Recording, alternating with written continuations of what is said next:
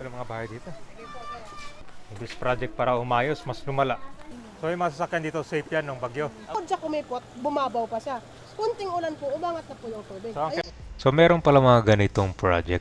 Akalain nyo itong lugar na to, yung hindi pa tapos itong ginagawa nilang project, hindi pa binabaha. Pero nung natapos, grabe daw, parang dagat dito sa area. Ito yung the other side na kung talaga apektado.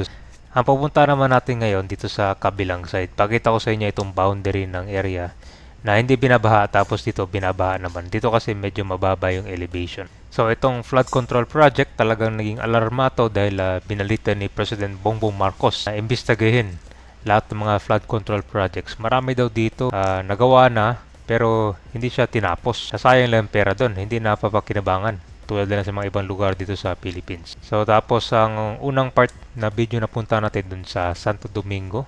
Yun naman merong quantum pumping station na supposed to be matatapos sa May 29, 2025 kaya lang nangyari na tenga. Ngayon, parang balik na siya ng paggagawa ulit. Pero late na yun sa deadline. So ito naman yung part 2 natin dito sa Rivers Drive Extension. Pakita ko sa inyo ang nangyari at yung sitwasyon ng mga taga-residente dito kasi parang sinisisi nila itong flood control project day na binaha na sila ngayon.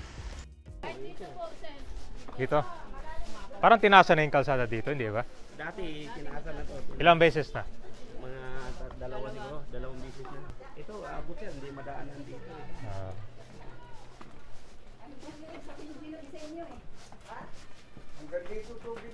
Hanggang saan, sir? Dito. Ang bewang. Yan, tinasa na ni... So, ano ginamit nyo dito? Bangka na ang kailangan dito? Matawal pa po. Pinasabi mo dito kasi pagaling na susunod. Para mababaw na dito. Kaya na po nila kasi ganun nga po na nangyari. Ito sir, dito ang tubig. Yung tubig. Dito. Yan na. Saan ang tao dito? Di, I mean yung nung bagyo ba, na-evacuate lahat ng tao dito? Opo, ano lang sila, sariling evacuate. Kasi yung tubig. Kayo lang? Riverside extension pa rin po ito. Ito yung problema din dito. Yan, lumiit Yan na rin. din, sila din dyan apektado ng ano kasi umaapaw ang tubig yan ang tubig. Sir, ibang kontrata ang magawa. Ibang kontrata. Pa rin po yan. Tingnan mo sir, yung buhos nila nakaibabaw na parang nakapatong lang. Nakapatong lang yung ano nila, hindi nila naghukay, hindi sila naghukay eh. Hindi sila gumawa dito. Ano ba yun? Ayan sila nangyari dyan. Yung butas na yun, yung Ay, sige. may ano ng tubig na yan. Langpas tao po yan. Buwawa ako natin dyan dahil ano ko po yan, sinusundot ko daanan po ng tubig yung galing sa kubeta, sa lababo. May labasan ng kwanto galing sa Opo. bahay din. Opo, ayan po, galing po yan sa mga ulan, tapos sa mga hugas sa lababo. Lagpas tao po yan, sir. Ang nangyari, bumabaw po siya, kaya ang choice na lang po namin dyan, na malaliman siya. Yun na lang po yung hinihingi So, ibig sabihin dati, malalim na to. Opo, malalim po yan. Tinambakan nila. Ang ginawa po, sir, tinambakan po nila, bumabaw po siya, at siniminto pa po nila yan, piniloring po yun nila eh.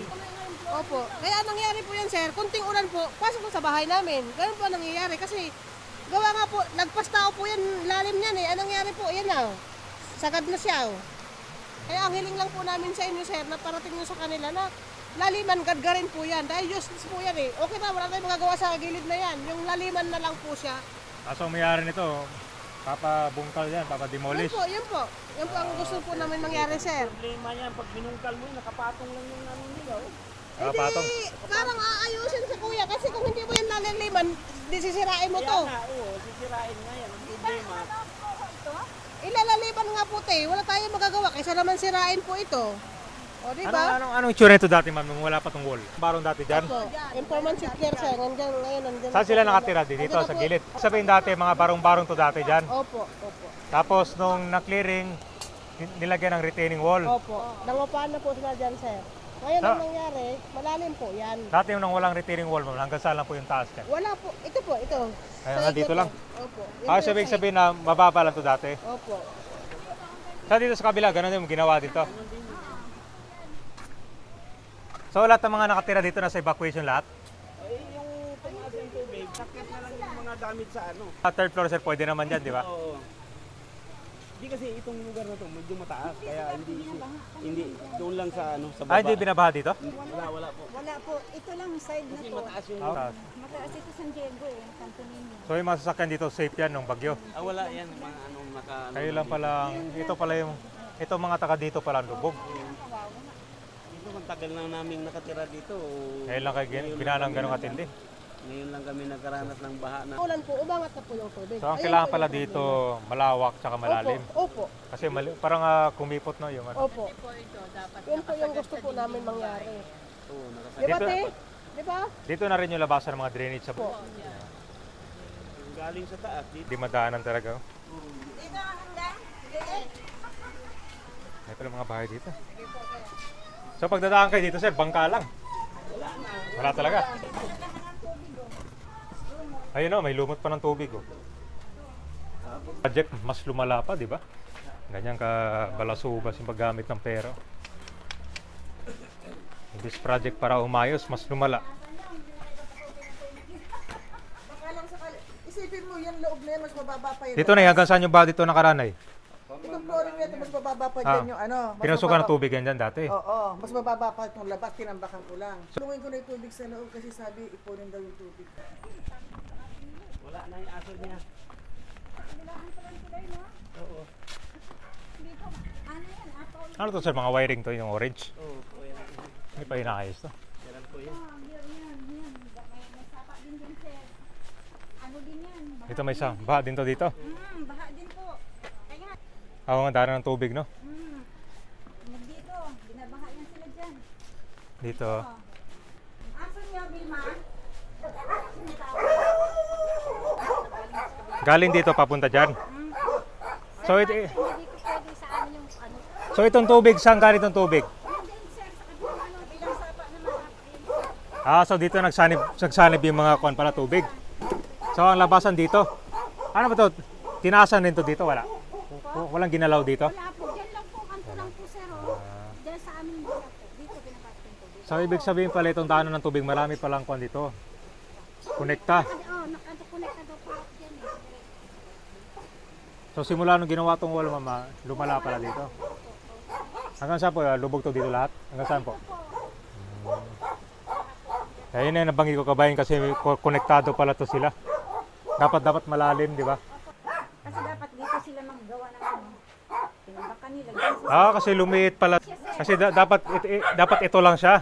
Kaso dinagdagan pa nila, lumiit yung daanan ng tubig, oh. ito po yung ano Tapos talaga. Hindi tinambakan nila dito. tinambakan dito sila nagtayo. So kumain ng espasyo yun. Kumipot yung sapa. Kumipot. Oh, tingnan mo, di ba? Tapos dyan oh. Parang wala ding purpose yung pagkagawa ng project nila, eh. No?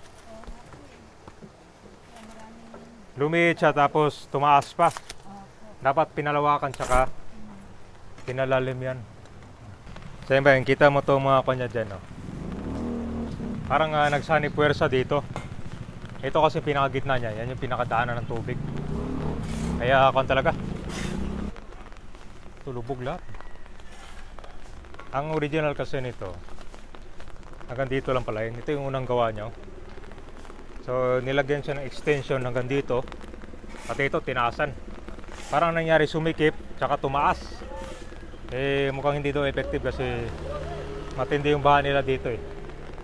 Marami din mga kwan dito. Mga residente. Ayan o.